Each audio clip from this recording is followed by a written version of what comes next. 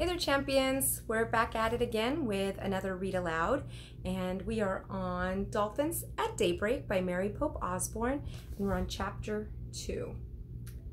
It's called The Reef. And here's the picture. Hopefully you can see that. There we go. The reef. Here we go. A breeze blew through the window. Seagulls cried. Waves lapped the shore. Annie picked up the riddle scroll. She unrolled it. Together, she and Jack read the riddle. Rough and gray as rock, I'm plain as plain can be.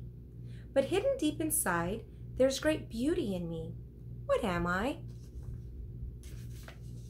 Let's go find the answer, said Annie. She and Jack looked out the window. The treehouse wasn't in a tree. It was on the ground. Why is the ground pink? Said Jack. I don't know, said Annie, but I'm going out there. I'm going to do a little research first, said Jack. Annie climbed out of the treehouse. Jack picked up the ocean book and flipped through it. He found a picture of a pink island surrounded by water. He read, "This is a coral reef. Corals are tiny sea animals. After they die, their skeletons remain. Over time, the reef builds up from stacks of coral skeletons." "Oh man, tiny skeletons?" said Jack. He pulled out his notebook and wrote, "Millions of coral skeletons." Jack, come look at this, cried Annie. What is it? I don't know, but you'll love it, she said. Jack threw his notebook and the ocean book into his pack. He climbed out the window. Is it the answer to the riddle? He called. I don't think so. It doesn't look very plain, said Annie. She was standing at the edge of the water. Beside her was a strange-looking machine. Jack hurried over the bumpy coral to get a better look. The machine was half on the reef and half in the clear blue water. It looked like a huge white bubble with a big window.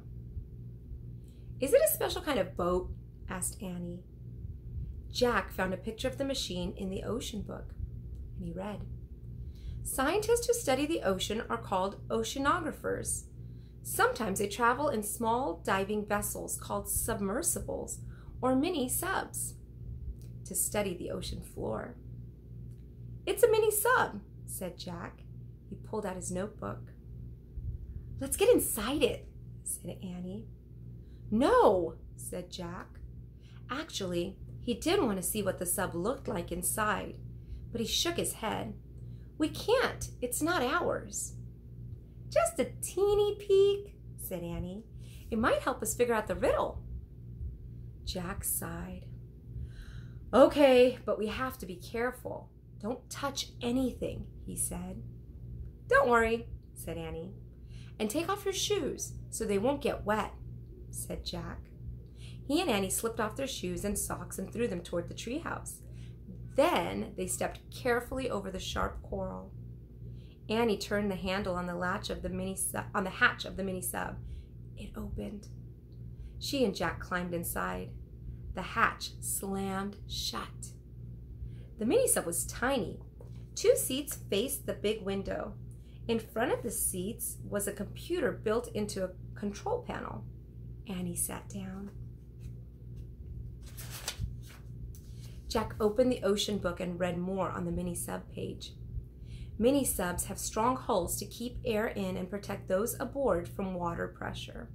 Computers are used to guide the mini sub through the ocean. Oops, said Annie. What's wrong? Jack looked up.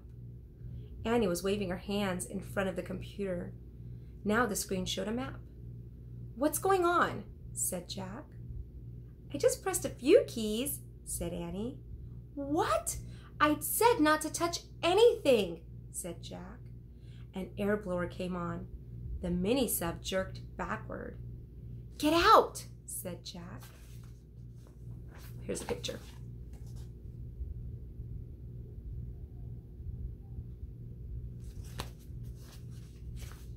He and Annie scrambled for the hatch. Jack grabbed the handle, but they were too late. The mini sub slid off the reef. Then it dove silently into the deep. Here's another picture.